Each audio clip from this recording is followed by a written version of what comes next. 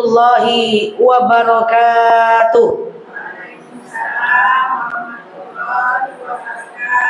Alhamdulillahil wahidil qaharil azizil ghaffaril mukawwirul laili 'alan nahar tazkiratan li ulil qulubi wal absar tabsiratan li zawil albabi wal i'tibar. Walhamdulillahilladzi nahmaduhu nasta'inuhu nastaghfiruh wa na'udzu billahi min syururi anfusina wa min sayyiati a'malina. May yahdihillahu fala mudilla wa may yudlilhu fala hadiyalah. Nashhadu an la ilaha illallah, nashhadu anna Muhammadan abduhu wa rasuluh, la nabiyya ba'dah amma ba'd. Kama qala Allah ta'ala azza wa jalla fi kitabihil karim. Na'udzu billahi minasy syaithanir rajim. Bismillahirrahmanirrahim. Ya ayyatuhan nafsul mutmainnah irji'i ila rabbiki radiyatan mardiyah fadkhuli fi ibadi wadkhuli jannati al-ayah. Wa kama qala an-nabiyyuna Muhammad ibn Abdillah, man salaka tariqan yaltamisu fihi ilman sahalallahu bihi tariqan ilal jannah. Al-hadis sadaqallahul azim. Ibu-ibu yang saya sayangi karena Allah, alhamdulillah Allah hadirkan kita dalam majelis ini. Sebelum kita mulai kajian kita berdoa kepada Allah, semoga siapapun kita yang hadir dalam majelis ini, insya Allah Allah sehatkan badan kita, Allah kuatkan jasad kita, Allah tambah ruh keimanan kita, Allah luaskan rezeki kita, Allah angkat segala masalah kita, Allah jauhkan kita dari orang-orang zalim, Allah matikan kita dalam keadaan husnul khatimah. Amin. Allahumma amin. Selanjutnya, innallaha wa malaikatahu yusalluna 'alan nabi ya ayyuhalladzina amanu sallu 'alaihi wa sallimu taslima. Salawat salam kita hadiahkan kepada baginda Nabiyuna Muhammad ibn Abdillah dengan lafaz Allahumma salli ala Muhammad wa ala ali Muhammad. Innallaha wa malaikatahu yusalluna 'alan nabi ya ayyuhalladzina amanu sallu 'alaihi wa sallimu taslima. Ibu-ibu yang saya sayangi karena Allah, kita lanjut, kita ulang-ulang kajian kita pada sore hari yang berbahagia ini. Insyaallah sore hari yang berbahagia ini belum saya sampaikan dalam majelis ini, semoga bisa kita pahami bersama. Kemarin kita telah membahas tentang solat sunnah kalau nggak salah ya, dari maghrib menjelang isya, diantaranya solat awabin dan lain sebagainya. Maka sore hari yang berbahagia ini kita akan menjelaskan yang belum saya jelaskan dari majelis ini, yaitu tentang perbedaan musibah, ujian, cobaan, dan bala. Pernah dengar dua kata ini Bu? Empat kata ini Bu? Pernah. Bedanya apa? Tapi pernah dengar ya? Bedanya tak tahu ya? Tak tahu mana beda musibah, ujian, cobaan, dan bala. Kita bahas hari ini. Ibu-ibu yang saya sayangi karena Allah, setelah nanti kajian ini, tujuan kita membahasnya adalah kita jadi tahu bahwa apa yang terjadi pada diri kita, seandainya ada sesuatu yang terjadi nih, kita tahu, oh ini musibah, sehingga kita tahu jalan keluarnya. Oh bukan, ini bukan musibah, ini ujian, sehingga kita ngerti jalan keluarnya. Oh bukan ujian, ini adalah cobaan, sehingga kita ngerti jalan keluarnya. Oh bukan, ini adalah bala. Nah ini kita beda, karena masing-masing apa yang terjadi pada diri kita, kita harus deteksi dulu, apakah itu musibah, apakah itu ujian, apakah itu cobaan, dan apakah itu bala. Kita mulai ibu-ibu ya. Oke, kita mulai 30 menit ke depan kita bahas. Yang pertama, ibu-ibu yang saya sayangi karena Allah, ada yang namanya musibah. Ibu-ibu yang saya sayangi karena Allah, musibah ini dia ada proses. Musibah ini biasanya turun kepada ahlul ma'asi, yaitu orang-orang yang bermaksiat. Nah, ibu pernah nggak? Saya jelaskan ulang. Ibu pernah nggak ngelihat orang yang rezekinya lancar, kemudian hidupnya enak, tapi dia nggak sholat, dia nggak puasa, dia nggak bayar zakat, dia nggak pernah ke masjid, ngomongnya kasar misalnya, kerjanya tidak halal, tapi rezekinya banyak. Pernah nengok? Pernah. Sementara kita ya udah sholat, udah puasa, udah taat, tapi hidup kita gitu-gitu aja. Nah, seakan-akan hidup ini tidak adil. Nah, jadi ibu-ibu saya jelaskan pelan-pelan. Ibu mesti kenal dengan apa yang dinamakan dengan istidroj. Apa namanya? Istidroj. Apa namanya? Coba sebut lagi, apa namanya? Jangan lupa bekolena. Istidroj. Apa itu istidroj? Istidroj itu adalah Allah berikan orang-orang yang maksiat itu nikmat. Allah kasih nikmat orang-orang yang maksiat. Kau tak sholat, ini nikmat. Kau tak puasa, ini nikmat. Kau tak ibadah, ini nikmat. Kau tak ke masjid, ini nikmat. Engkau menghina orang, ini nikmat. Kau fitnah orang, ini nikmat. Allah kasih nikmat kepada orang yang jahat. Sampai kapan? Hatta yatakata, sampai nanti Allah cabut nikmat itu secara mendadak. Ujung-ujungnya stroke mendadak, rumah terbakar mendadak, ujung-ujungnya nanti meninggal mendadak, ujung-ujungnya PHK mendadak. Maka ibu jangan pernah iri ngelihat orang yang nikmatnya banyak tapi dia tidak taat. Itu bukan lawan kita. Itu bukan orang yang patut kita irikan. Karena orang itu tinggal nunggu waktu saja saat Allah hancurkan dia. Nauzubillah. Makanya kita jangan suka banding-bandingkan kita dengan orang lain. Nah, karena kenapa? Orang-orang yang istidroj itu biasanya Allah akan berikan nikmat kepada dia. Makanya ibu-ibu yang saya sayangi karena Allah, ada dalil ad-dunya sijnul mu'min wa mata'ul kafir.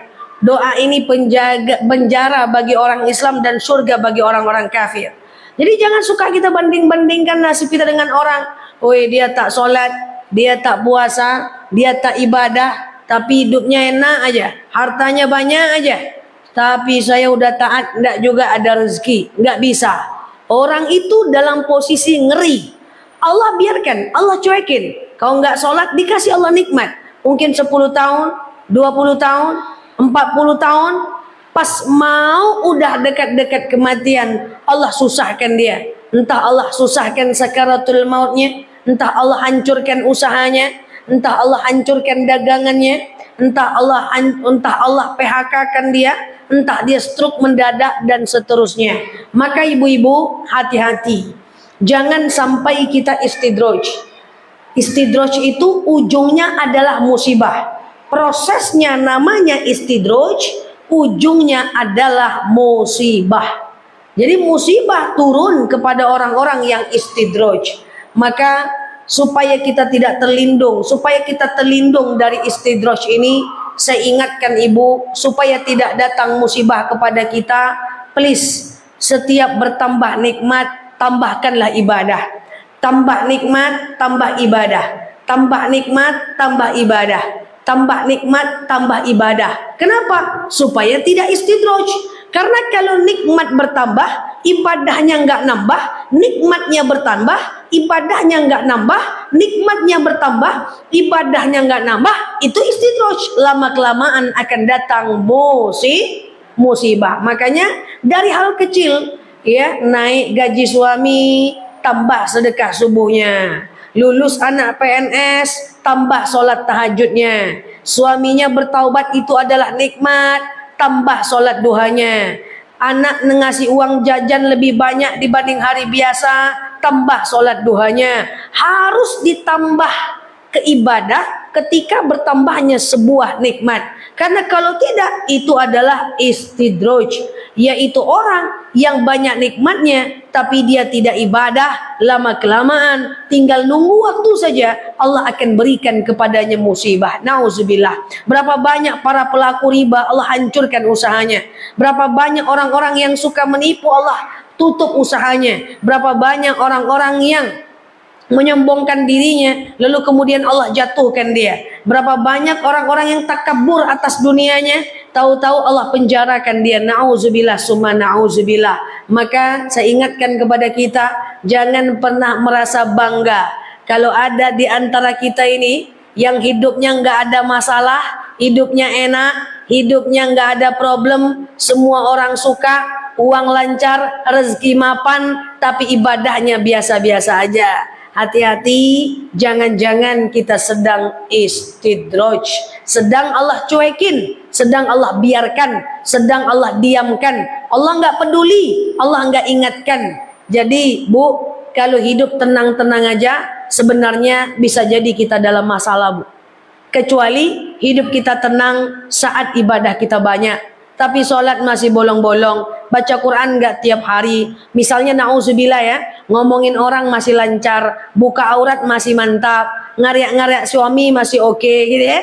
Tapi rezeki kita lancar, hidup kita enak, masalah hidup kita nggak ada. Nah itu bukan aman. Itu menunggu saat datangnya musibah. Nauzubillah summa nauzubillah. Jadi kayak mana Ustazah biar saya tidak istidraj?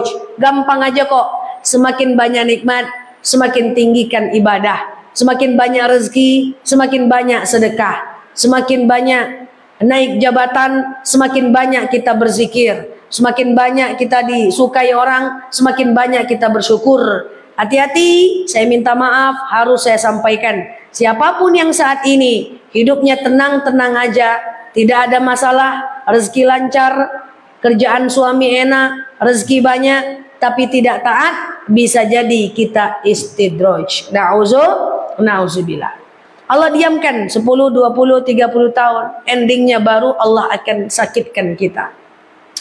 Kenapa kita saling mengingatkan? Karena selagi manusia yang masih mengingatkan, maka mereka mengingatkan cuma pakai lidah. Tapi kalau manusia sudah tidak kita dengarkan, maka Allah akan mengingatkan pakai azab dan musibah. Nauzubillah. Nah itu dia, bahwa musibah biasanya turun kepada orang yang bermaksiat. Nah apa bedanya dengan ujian? Kalau ujian itu biasanya turun kepada orang-orang yang taat. Nah, Bu, pernah ngerasa gini nggak, Bu? Atau pernah nggak dengar orang curhatnya ngomong gini, Bu? Ustaz, saya ini udah sholat, udah puasa, udah zakat, udah pengajian, tapi anak melawan juga. Pernah dengar kayak gitu? Nah, itu ujian. Ujian itu turun kepada orang-orang yang baik, kepada orang-orang yang beriman. Ya Allah, saya udah sholat, saya udah puasa, saya udah zakat, udah baik dengan suami, udah nutup aurat, udah rajin baca Quran, tapi kok suami diambil orang juga ya? Ah, itu ujian. Saya udah baik, saya udah sholat, saya udah puasa, saya udah zakat, tapi kok anak melawan juga ya? Itu ujian. Saya udah ajak ustadz datang ke rumah, saya masukkan anak ke pondok, saya ajarkan dia mengaji, tapi kok dia durhaka juga ya? Itu ujian. Ujian itu datang kepada orang yang beriman. Untuk apa? Untuk melihat kesetiaan orang yang beriman itu. Apakah tetap ibadah saat diuji atau berhenti dalam ibadah? Contoh, ada dalil bunyinya begini. Masalul ladzina yunfiquna amwalahum fi sabilillahi kamathali habbatin ambatat sab'a sanabila fi kulli sumbulatin mi'atu habbah.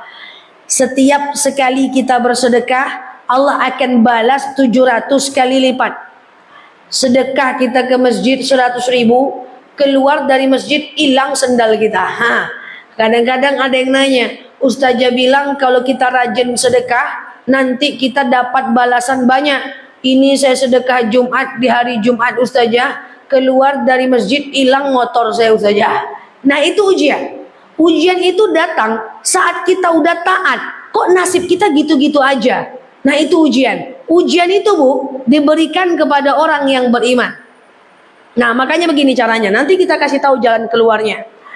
Saya sering dengar kayak gini orang-orang ngomong, Ustazah, saya ini makin mengaji, makin saya hijrah, makin saya taat, makin saya pengen bertaubat, makin saya itu pengen mengaji, makin banyak ujian hidup saya, makin susah hidup saya. Ibu jangan suka-suka ngomong kayak gitu, Bu. Itu sama dengan ibu ngomong kayak gini. Bang, makin nikah dengan kamu bang, makin susah hidupku bang. Nah, sama dengan itu, mirip-mirip aja dia. Kawan-kawan, makin dekat aku dengan engkau, makin pening hidupku. Sama dengan gitu. Jadi kita nggak usah ngomong-ngomong, ya Allah, makin dekat saya sama Allah, kok makin susah ya hidup saya, kok makin banyak ya ujian. Nggak bisa. Karena ujian itu sengaja Allah berikan untuk melatih kesetiaan kita. Contoh, ketika kita sedekah ke masjid, tahu-tahu pulang, anak motornya hilang. Allah pengen lihat, apakah dengan dihilangkan motor tetap sedekah atau tidak. Kalau tetap sedekah, berarti lulus ujian. Kalau tidak sedekah, berarti gagal ujian. Kan gitu aja. Oke, contoh, ibu sakit kaki, tidak bisa sholat dalam keadaan tegak, maka sholatlah ibu dalam keadaan duduk. Udah tunggang-tunggi ibu sholat dalam keadaan duduk, udah taat kita sholat dalam keadaan duduk, pas mau terduduk, terjelungkang kita. Tahu terjelungkang? Tertilantang kita. Apa dalam hati kita cakap? Ya Allah, makin aku sholat, makin tertilantang aku. Besok tak mau ku sholat lagi. Tidak bisa. Itu ujian. Ujian itu datang kepada orang-orang yang beriman. Untuk melihat apakah orang itu tetap setia, beribadah atau tidak. Ibu kan sering dulu saling uji-uji sama suami, sama anak. Ya, seorang suami sering menguji istrinya. Dikasih nafkah. Suatu ketika PHK suaminya. Lalu kemudian tak dikasih nafkah 1 bulan, 2 bulan, 3 bulan. Ngomel-ngomel atau tidak? 15 tahun dinafkahi, baru 3 bulan tak dinafkahi, ngomelnya luar biasa. Berarti tak lulus ujian. Ujian itu Allah berikan untuk melihat apakah kita tetap ibadah atau tidak. Maka saya ingin sampaikan kepada ibu-ibu semuanya, apapun kondisi takdir dan hidup kita ini, susah senang, fisra waddarra, dalam keadaan sempit dan lapang, saya sampaikan kepada kita semua, tetaplah ibadah. Karena kenapa? Karena jangan-jangan yang Allah berikan kepada kita adalah ujian untuk mengeluarkan kita dan melatih keimanan kita. So ibu-ibu, tidak ada hidup ini yang tidak ada masalah, betul ya? Saya sering bilang sama ibu-ibu semuanya, ada yang suaminya taat, istrinya jahat. Ada yang istrinya baik, istrinya taat, suaminya maksiat. Ada ya? Ada yang suami istri baik, rajin ibadah, tak pula punya anak. Ada yang suami istri cantik, ganteng, soleh, soleha, anak cantik, ganteng, soleh, soleha, mertua bikin sakit hati. Ada yang mertua baik, anak baik, suami istri baik, duit pula tak ada. Ujian tuh ada, nggak ada manusia lepas dari ujian. Selagi dia taat. Cuman ibu mau mana? Mau musibah atau ujian? Lebih baik kita pakai ujian. Karena kenapa? Karena dalam dalil dikatakan, la yukallifullah nafsan illa usaha. Allah tak akan bebankan kita, melainkan kita mampu memikul semua ini. Jadi saya minta maaf Bu, kalau ada ibu udah sholat, udah puasa, udah rajin ke masjid, udah rajin majelis taklim, anak melawan juga, tenang aja Bu, itu ujian, tetaplah taat. Ibu udah rajin sholat, rajin puasa, rajin ibadah, rajin sholat malam, rezeki gitu-gitu aja Bu, tenang aja Bu, tetaplah taat. Cuman sebentar nanti kita keluar kok dari ujian itu. Kalau ada di antara kita udah rajin sholat, rajin puasa, rajin sholat malam, suami bikin kesal, mertua bikin sakit hati, tetangga bikin kesal makan hati, tetaplah taat Bu. Itu cuma ujian saja yang sifatnya cuma sementara. Maka ujian tuh idealnya diberikan kepada orang-orang yang beriman. Tidak ada, Ustazah bisa nggak saya beriman tapi nggak diuji? Ya nggak bisa. Karena untuk naik kelas mesti ada ujian, nggak bisa. Saya mau hidup tenang-tenang aja Ustazah. Ya udah, istidraj.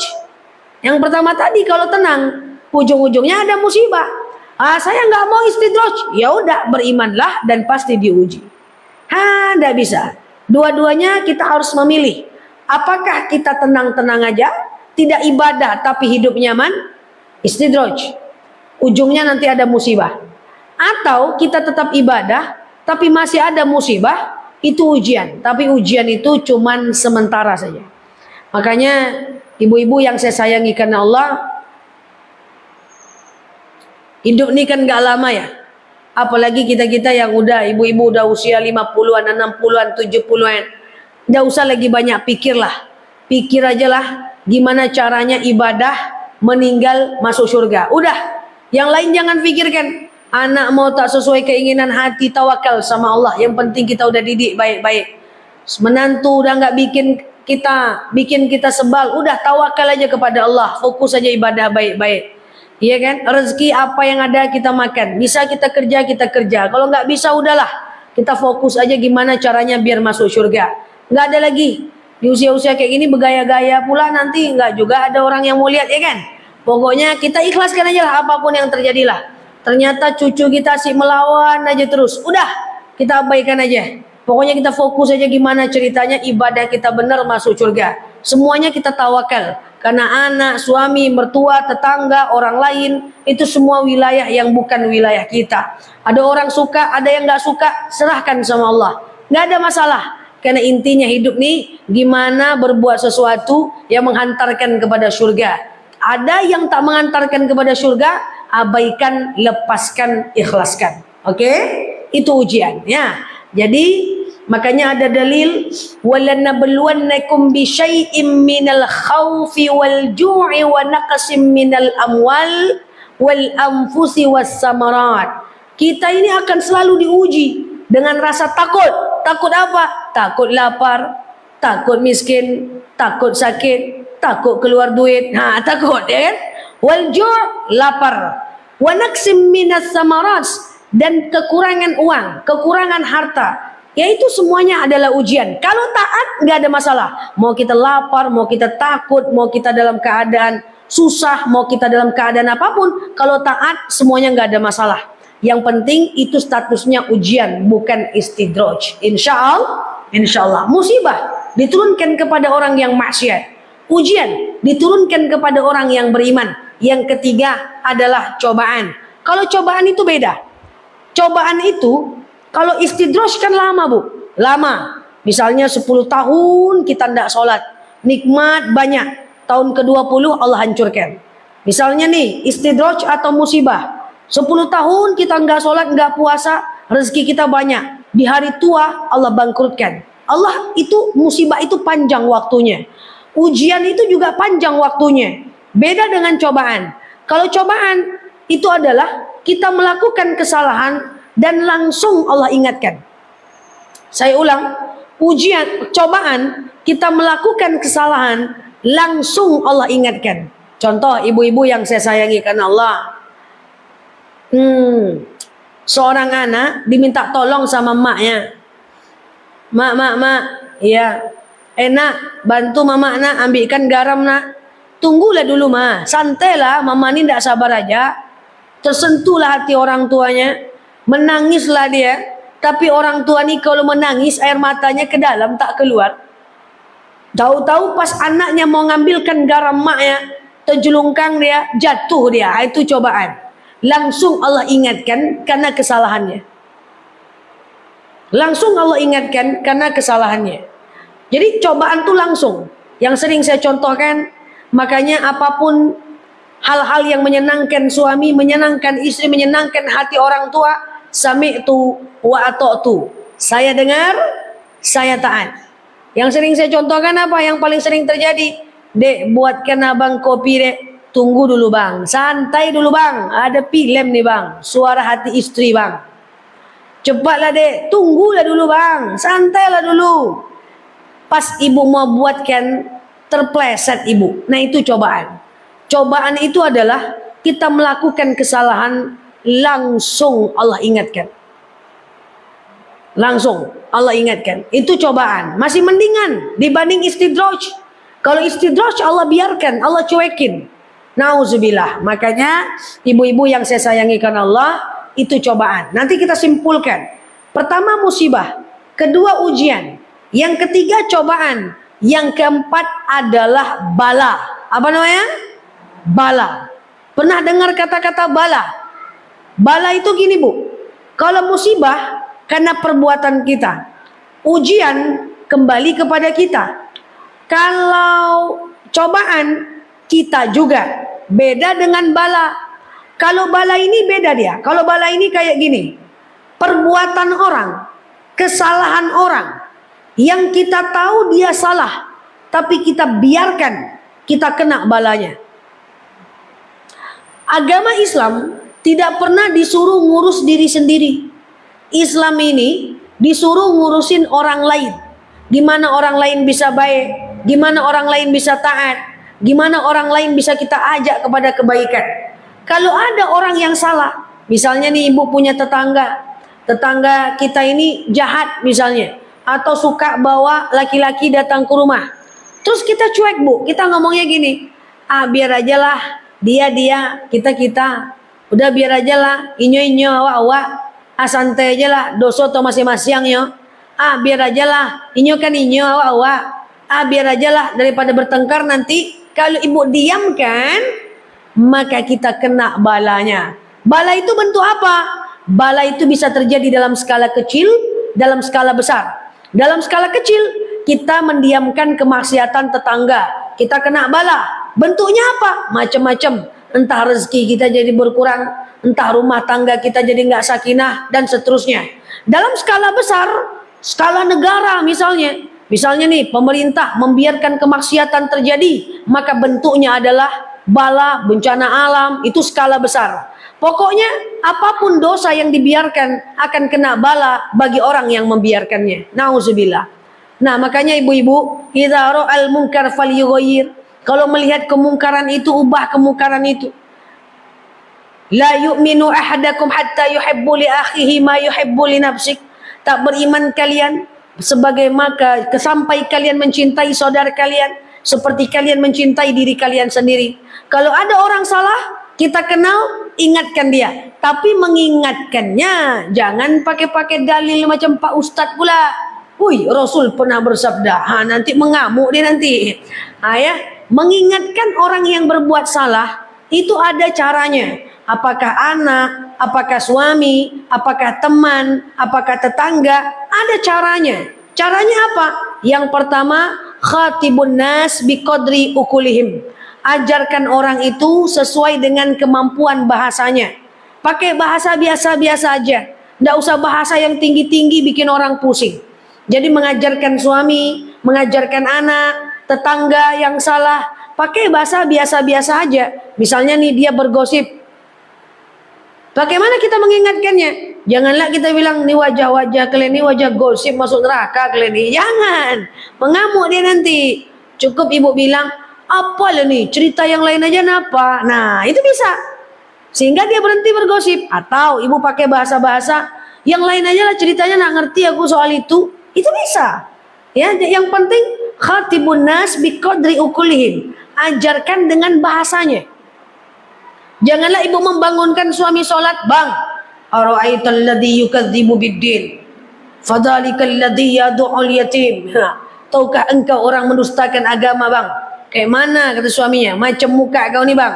Apa dalilnya? Alladzina hum an salatihim sahun. Jangan kayak gitu. Pakai bahasa biasa-biasa aja. Kalau dengan suami ya pakailah bahasa kasih sayang, ya kan? Nah, khatibun nas biqadri ukulihim. Ajarkan orang pakai bahasanya sendiri. Jadi jangan pakai yang tinggi-tinggi kali, pusing orang nanti. Ya kan? Nah, itu ya. Khatibun nas. Jadi kalau kita mengingatkan teman gosip, mengingatkan anak melawan, mengingatkan anak tak solat, mengingatkan suami tak solat, khatibun nas biqadri ukulihim. Ajarkan pakai bahasanya. Ya, pakai bahasa baik-baik saja. Kalau kita diamkan, kita kena bala. Setiap kesalahan yang kita diamkan, kita kena balanya. Yang kedua, ada dalil untuk menasihati orang lain. Wajadilhum billati iya ahsan. Kalau dia membantah apa yang kita sampaikan, maka bantahlah dengan iya ahsan, dengan baik-baik. Jangan berdebat. Berdebat nanti, bang, solatlah bang. Bang, solatlah bang. Bang, solatlah bang. Alah dek, solat terus mah dosa tuh masing-masingnya. Kata dia gitu. Terus kita bantah, abang nih mau masuk neraka nih. Ya enggak apa-apa lah dek, sok-sok kali kamu nih dek. Alah, abang itu enggak tahu ya gimana rasanya neraka. Kata Pak Ustadz begana begini, enggak usah.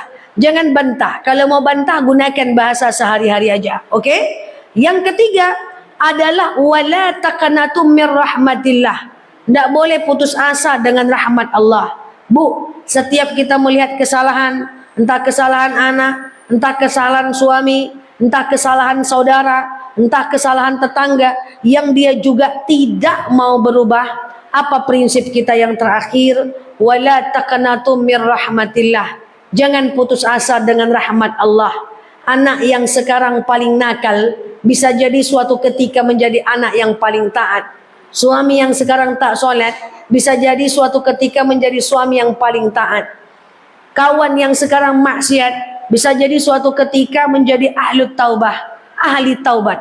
Jadi memang tak boleh putus asa. Maka tugas kita cuma mengingatkan. Supaya apa? Supaya kita tidak kena balanya. Mau dia berubah atau tidak, dia marah atau tidak, itu urusan dia dengan Allah. Yang penting kita ingin memperbaikinya, sembari memperbaiki diri kita. Insya Allah. Nah, apa jalan keluarnya? Saya jelaskan, saya simpulkan. Musibah turun bagi orang yang bermaksiat, tak sholat, tak puasa, tak zakat, tapi nikmat banyak, rezeki banyak, nggak pernah sholat, nggak pernah puasa, lalu kemudian tak baik dengan orang, kemudian tak pernah ke masjid, tapi rezeki banyak, hidup mapan, itu musibah. Lama-kelamaan akan datang musibah. Yang kedua adalah ujian. Ujian diberikan kepada orang yang beriman. Udah sholat, udah rajin ibadah, udah taat, udah hijrah, tapi ada aja masalah hidup. Itu ujian. Anak tetap melawan juga, padahal udah disekolahkan. Suami tetap maksiat juga, padahal udah disampaikan. Nah itu ujian. Tetaplah bertahan dalam keimanan. Dan cobaan, nomor 3 cobaan, yaitu ketika kita melakukan kesalahan, langsung Allah ingatkan. Dan yang keempat adalah bala, kesalahan orang yang kita diamkan, kita kena balanya. Tapi nasihatin orang harus face to face, nggak boleh di depan orang umum. Mengingatkan tidak boleh menyakiti. Nah, andaikan jangan setelah pengajian ini nanti kita nilai orang, nengok orang terbakar rumahnya, oh itulah musibah tuh. Kayak kata Ustaz Anela kemarin. Nah, jangan. Tujuan kita mengkaji ilmu ini adalah untuk ngecek diri kita aja. Seandainya nih hilang motor kita, kita pikir, jangan tanya sama orang, ini musibah atau ujian ya? Jangan. Cuma kita yang tahu. Kalau kita udah rajin sholat, rajin puasa, rajin ibadah, sedekah subuh jalan, nutup aurat, hilang motor kita, berarti ujian. Kalau ujian tenang-tenang aja lah. Tetap aja ibadah, ikhlaskan. Kalau perlu dicari-cari orangnya, jangan usah terlalu panik. Karena biasanya ujian tuh cuman sebentar. Oke? Nah, tapi seandainya nih motor kita hilang nih, coba kita tengok, bayar zakat enggak? Sedekahnya lancar enggak? Sholat bolong-bolong enggak? Ternyata sholatnya maghrib isya aja, zakat enggak dibayar, sedekah cuman bilotakana, Al-Quran entah di mana-mana letaknya. Berarti itu musibah. Melawan orang tua, berarti itu musibah. Cegahlah bertaubat supaya tak terjadi musibah yang kesekian kalinya. Gitu ceritanya. Ya, karena ini banyak yang membantah-bantah. Nggak benar tuh Ustazah. Saya itu nggak pernah sholat kok. Aman aja hidup saya. Saya nggak pernah baik dengan orang tua saya. Naik jabatan juga ya. Tengok nanti. Boleh kalau panjang umur kita. Kamu tak sholat, kata saya sama teman saya tuh. Kalau saya sama teman kan belak-belakan aja. Tak sholat, tak baik dengan orang tua, tak taat, aman-aman aja. Boleh kalau panjang umur kita tengok. Apa jadinya engkau 10 tahun lagi, 15 tahun lagi, kalau gaya itu tetap dipertahankan. Pasti musibah akan datang. Tidak mungkin Allah itu tidak membalas keburukan kita. Karena semua yang kita lakukan akan kembali kepada diri kita. Nauzubillah. Maka hati-hati ya. Kalau ada yang masih anaknya melawan, ada yang masih suka kena ujian, ada yang masih suka diomongin orang, padahal kita masih taat, berarti kita masih posisi aman, berarti ujian. Tapi kalau hidup tenang-tenang aja, aman-aman aja, tidak ada masalah, hati-hati. Jangan-jangan kita dibiarkan oleh Allah, dicuekin sampai musibah datang. Nauzubillah. Semoga bermanfaat. Wallahu a'lam bishawab. Ala hazihi niyah. Al-Fatihah.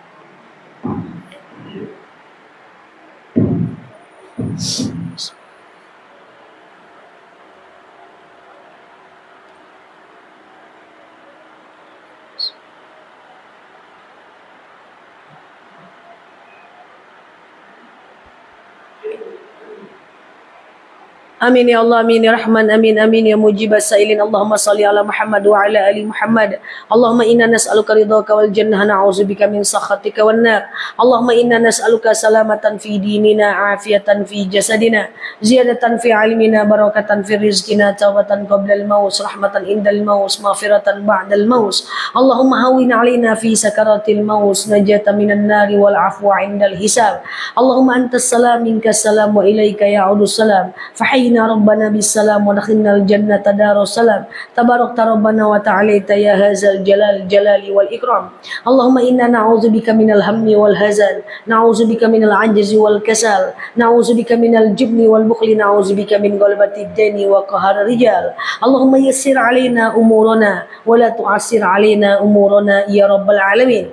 Allahumma in kana rizquna fis sama fanzilhu wa in kana rizquna fil ardi fa akhrijhu wa in kana rizquna ba'idan faqaribuhu wa in kana rizquna haraman fatahhiruhu wa in kana qalilan fakathirhu ya rabbal alamin. Allahumma rabbana anfa'na bima 'allamtana wa 'allimna ma yanfa'una. Allahumma rabbana hab lana min azwajina wa zurriyyatina qurrata a'yuni waj'alna lil muttaqina imama. Allahumma ighfir lana dhunubana wa liwalidina warhamhuma kama rabbawna shighara. Allahumma inna na'udzu bikalimatillahi tammati min syarri ma khalaq. Allahumma innal ladzi farada 'alaikal qur'ana la radduka illa ma'ad. Allahumma istajib du'ana ya Allah, istajib du'ana ya Rahman ya Rahim ya mujibas sa'ilin. Allahumma shalli ala sayyidina Muhammad wa ala